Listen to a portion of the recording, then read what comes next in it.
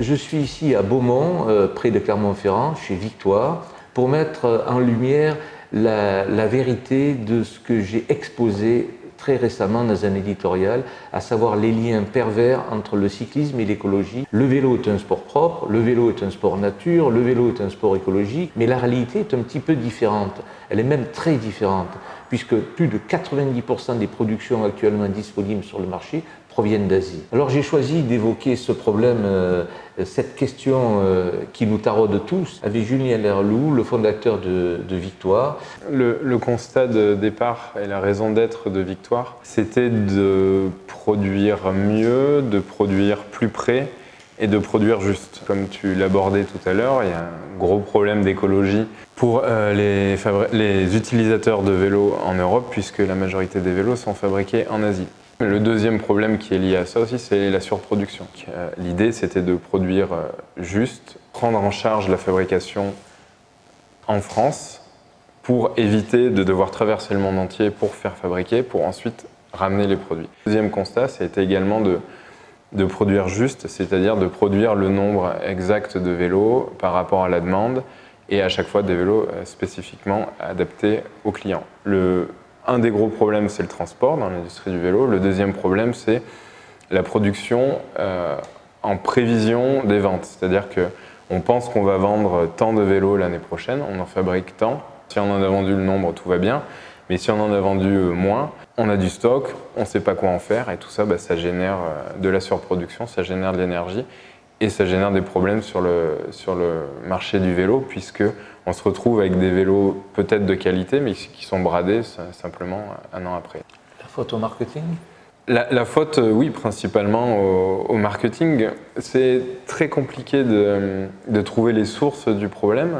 J'ai moi-même essayé de m'intéresser aux origines de ce mal. Qu'est-ce qui a fait que dans les années 60-70, l'exceptionnel savoir-faire et les très grosses productions qui étaient réalisées en France sont parties progressivement en Asie. Donc on a perdu le contrôle de la production.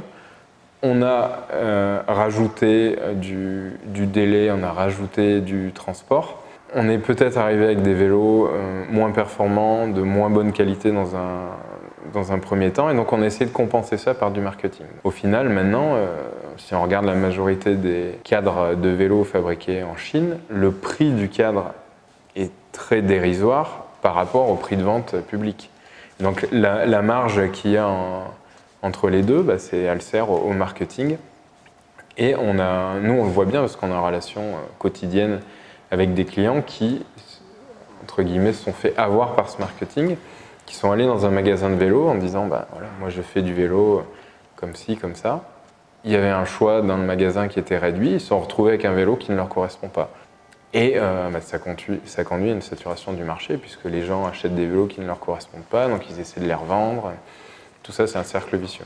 En réalité, on est là en train de mettre en évidence plusieurs scandales. Il ne faut pas avoir peur du mot.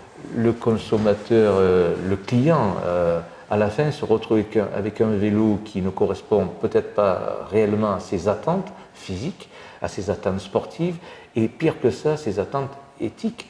Nous, la seule chose qu'on peut dire et montrer, c'est que chez nous, on fabrique vraiment. Donc, on a un atelier qui tourne du lundi au vendredi avec des personnes qui travaillent vraiment à la fabrication du vélo. Et le prix d'un vélo Victoire, c'est une grande partie le temps passé à l'atelier pour produire le vélo. Donc, l'avantage, c'est que nous, on n'a rien à cacher, l'atelier est ouvert et les gens peuvent vraiment venir voir la fabrication d'un vélo en temps réel à l'atelier en bas.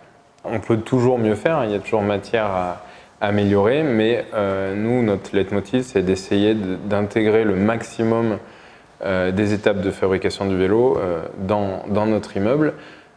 Donc, oui, les tubes sont faits en Italie, on essaie de raisonner au maximum Made in France, et après, une fois que les tubes sont arrivés, on fait tout ici, sur place, de l'usinage à la soudure, au polissage, à la peinture, pour que, au final, voilà, comme tu dis, le circuit court, il y ait le moins possible de trajets, le moins possible d'aller-retour pour la fabrication du vélo et après on le livre directement au client. Peut-être qu'il y aura à nouveau un fabricant de tubes français, on l'espère.